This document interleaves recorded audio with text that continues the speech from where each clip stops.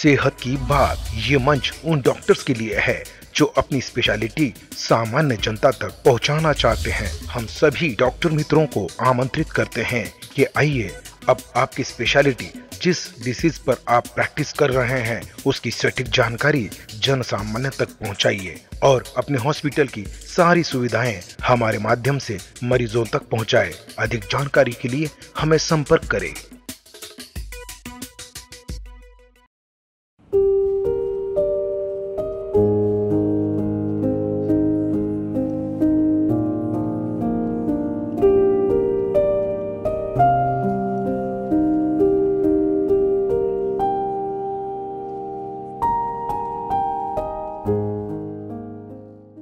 नमस्कार, आप सब लोगों का कमल नयन बजाज रुग्णालय की तरफ से आयोजित किए हुए वेब सीरीज़ के सेकंड एपिसोड में मैं डॉक्टर अजय रोटे, वैद्यकीय संचालक, स्वागत करता हूं। मुझे बहुत खुशी होती है कि हम आप सबकी जानकारी के लिए विविध विषय के तज्ञ लोगों को यहां हम निमंत्रित करते हैं और आपके ख्याल में जो क्वेश्चंस हैं, सवाल हैं, अनेकाविध आज़ारों के बारे में, बीमारियों के बारे में, उनका जवाब देने की हम कोशिश करते हैं। जैसा आपको पता है कि कमल नयन बजाज रुग्णालय पिछले 35 सालों से ज़्यादा ड्यूरेशन से इस एरिया की पेशेंट्स की सेवा कर रहा है। ये चैरिटेबल हॉस्पिटल है और पेशेंट की सेवा करना ये उसका प्रमुख उद्देश्य है। आज हमारा ये सौभाग्य है कि हमारे कमल नयन बजाज रुग्णालय के प्रमुख न्यूरोलॉजिस्ट डॉक्टर मधु सिंगला मैम हमारे साथ हैं। नमस्कार मैम। नमस्ते। आपका स्वागत है। तो आज हम जिस चीज़ पे बात करने वाले हैं जो बहुत कॉमन है, जो लोगों के दिमाग में जिसका काफ़ी सारा भय है, वो भय दूर करने की हमारी एक प्रामाणिक कोशिश है। तो जिसको हम बोलते हैं लकवा, पैरालिसिस या ब्रेन स्ट्रोक, जो काफ़ी सारे पेशेंट्स आपने देखे होंगे, आपने उसके बारे में सुना होगा, उस बारे में आज हम बातचीत करने वाले हैं। मैडम, मेरा आपसे ये पहला सवाल होगा। डॉक्टर मधु सिंगला मैडम कमल नयन बजाज रुग्णालय में फुल टाइम न्यूरोलॉजिस्ट हैं। स्ट्रोक, पैरालिसिस और मूवमेंट डिसऑर्डर्स और मस्कुलोस्केलेटल न्यूरोमस्कुलर डिसऑर्डर्स, ये उनका स्पेशलाइजेशन है और पिछले 8 साल से ज़्यादा का उनका अनुभव है। सबसे पहले मैं आपसे पूछना चाहूँगा कि जिसको ब्रेन स्ट्रोक या कॉमन लैंग्वेज में लकवा बोलते हैं या लोग पैरालिसिस का अटैक बोलते हैं, तो वो क्या है और उसके लक्षण क्या हैं? पैरालिसिस या लकवा, जिसको हम कॉमन लैंग्वेज में पैरालिसिस बोलते हैं, वो ब्रेन की एक ऐसी बीमारी है जिसमें अचानक से ब्रेन का एक पार्ट काम करना बंद कर देता है।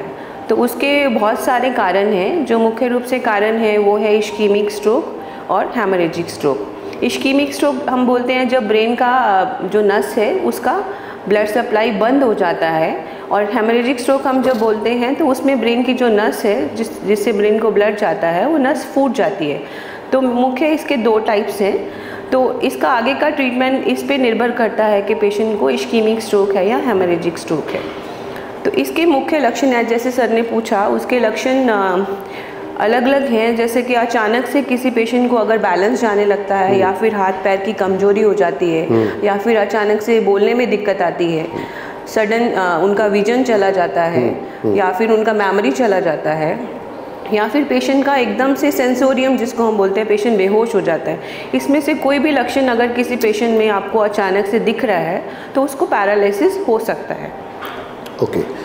तो अगर किसी को इस तरह से कोई लक्षण दिखे, अपने किसी साथ में काम करने वाले व्यक्ति के साथ या घर में कोई है उसके साथ, तो उसने क्या करना चाहिए?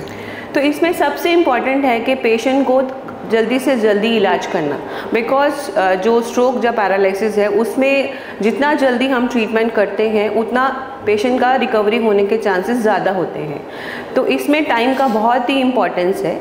इसलिए अगर आपको किसी भी पेशेंट में ऐसे सिम्टम्स दिखें या लक्षण दिखें तो उनका तुरंत इलाज करना बहुत ज़रूरी है। तुरंत इलाज म्हणजे पेशेंट को 3 से 4.5 घंटे में, अगर इसमें कुछ इंजेक्शंस अवेलेबल हैं, अगर पेशेंट 4.5 घंटे के अंदर वो इंजेक्शंस या ट्रीटमेंट स्टार्ट कर लेता है हॉस्पिटल में पहुंच के, तो उसका फुल रिकवरी होने के चांसेस होते हैं। तो अगर आपको किसी पेशेंट में ऐसे लक्षण दिखे, उसको तुरंत इमीडिएट नियर बाय हॉस्पिटल में लेके जाइए, और अगर आपके वहाँ पे न्यूरोलॉजिस्ट की फैसिलिटी है तो आप तुरंत उनको दिखाइए और उनका टाइम पे इलाज कीजिए।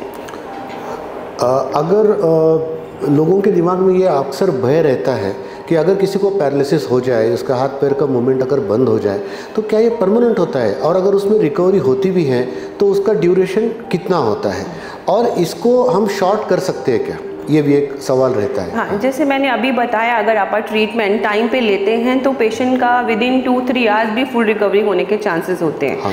बट अगर टाइम लेट हो जाता है, जैसे हमारे हॉस्पिटल में हमने कि पेशेंट को टाइमली इलाज हो, हमने एक स्ट्रोक यूनिट ऑर्गेनाइज किया है, सो दैट अभी हमारे जो भी लास्ट के फ्यू एक्सपीरियंस है पेशेंट्स के, उनको हम within half an hour patient का सब ट्रीटमेंट स्टार्ट हो जाता है। इसलिए टाइम पे अगर आप इलाज करते हैं तो रिकवरी बहुत फास्ट होती है। अगर टाइम डिले हो जाता है तो रिकवरी विद टाइम होती है, उसका ड्यूरेशन पेशेंट के ऊपर है, लाइक पेशेंट कितने एफर्ट्स डालता है, like then treatment is physiotherapy and patient जो उसके रिस्क फैक्टर्स हैं उसका कंट्रोल।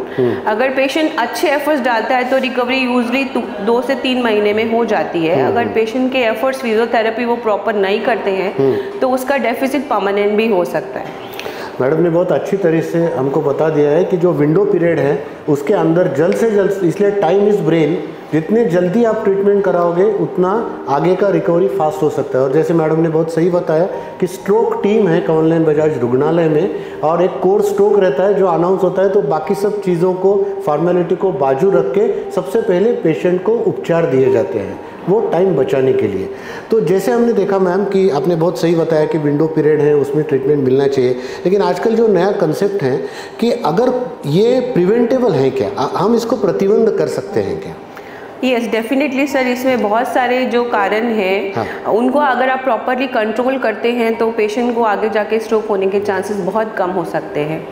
इसके मुख्य कारण जैसे कि डायबिटीज़, अगर आप डायबिटीज़ का कंट्रोल प्रॉपर करते हैं तो स्ट्रोक होने के चांसेस कम होते हैं। और सेकंड इज़ हाइपरटेंशन, बीपी, जिसको कॉमन पीपल बहुत इग्नोर करते हैं, जो कि आगे जाके बहुत ही भयंकर रूप में आपके सामने आ सकता है। इसलिए ये चीज़ों को अपने को सीरियसली लेना चाहिए। बीपी, शुगर का मेडिसिन रेगुलर लेना चाहिए और रेगुलर डॉक्टर को कंसल्ट करना चाहिए।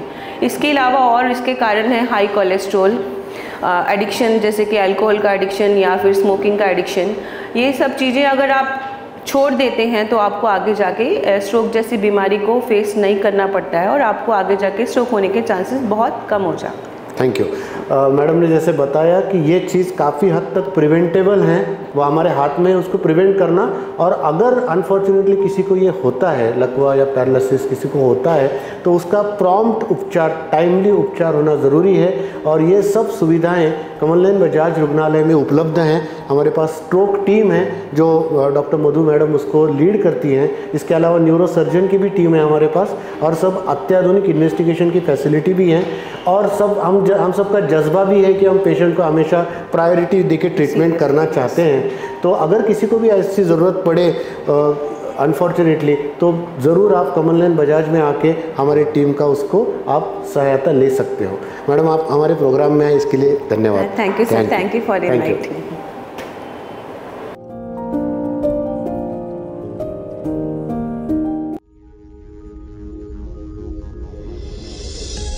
आरोग्य जागृति।